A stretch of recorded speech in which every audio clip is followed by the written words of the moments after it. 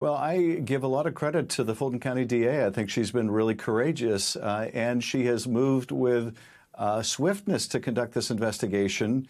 It begs the question why it has taken the Justice Department so long. It's very unusual for a local county DA in a case of national significance and federal significance to be way out ahead of the Justice Department. But it will be fascinating when we get to see more of this report. I understand why it was redacted. The priority is to bring people to justice here. And I think the judge didn't want to disclose anything that might interfere with the investigation. Telling, too, that as we found in our investigation in Congress, where we had very serious concerns about perjury, that similarly, the grand jury in Fulton County has the same concerns, maybe over some of the same witnesses. We were particularly concerned with the fact that some of our witnesses shared common counsel, counsel that may be beholden to the former president, and in cases that counsel was essentially coaching the witness to say that the witness forgot things that they didn't forget, that they did, in fact, recall and could testify to. And it will be interesting to see whether the concerns in Georgia go beyond that.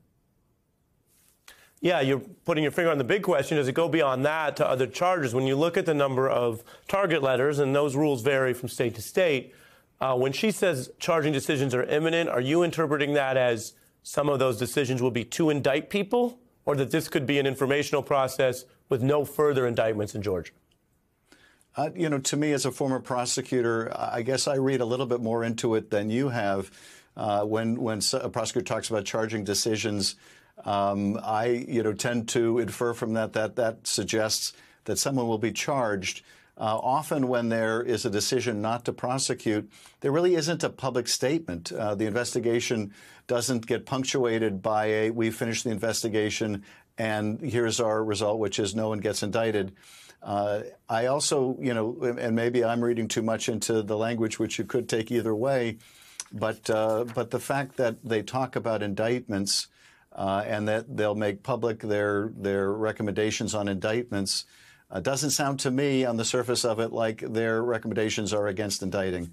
But I think what will also be important is whether Georgia got answers we couldn't get from witnesses that wouldn't cooperate with us, and for which, when we went to the Justice Department for help in enforcing the subpoenas, sometimes they helped us and sometimes they didn't. Even witnesses that went into the Fulton County grand jury, though, may have invoked privileges that the grand jury wasn't in a position to rapidly overcome. So we didn't learn that much from what was released, but we did see they did a thorough job, and I wouldn't be surprised if there were indictments that came out of it. And you could think that could be when? Well, it still could be some time because the work that was done by this investigative grand jury doesn't, all kind of flow over to the new grand jury. A new grand jury would have to be invoked.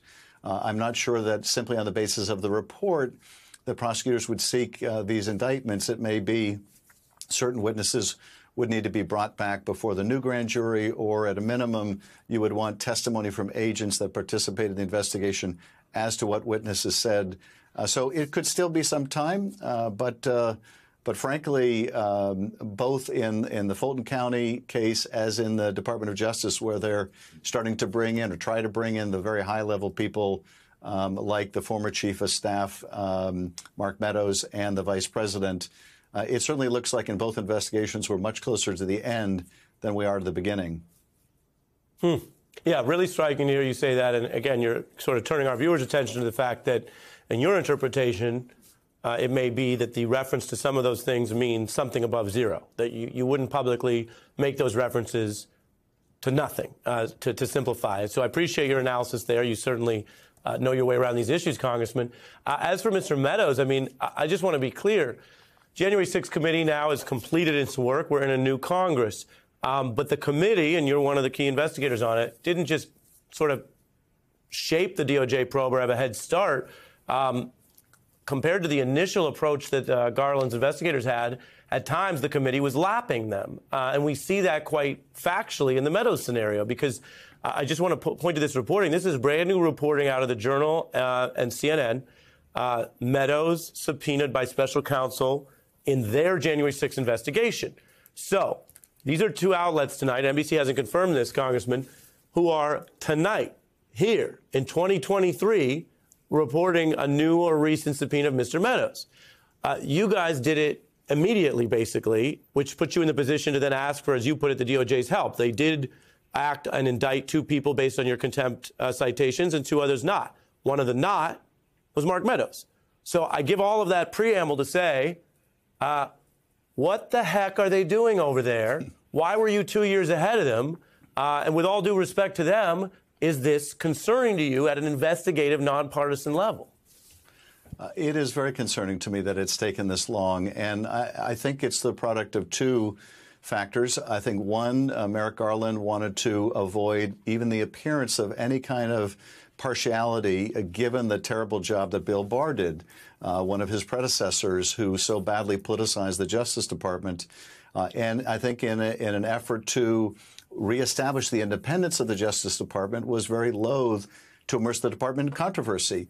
While that is laudable, taken too far, it confers a kind of immunity on the former president for very serious misconduct.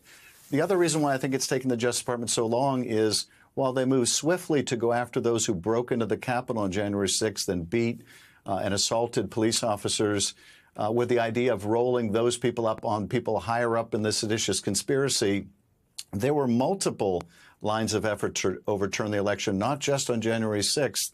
Georgia is Exhibit A, with the fake elector plot in Georgia, with the former president's phone call with the Secretary of State demanding those 11,780 votes that don't exist.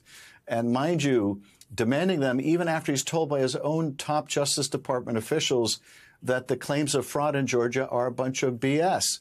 And so instead of beginning the investigation contemporaneously looking into each of these multiple lines of effort, they really seem to have a sole focus on those committing assault and seditious conspiracy at the Capitol that day. And that meant that these other lines of investigation were much delayed, and I think to the detriment of the public.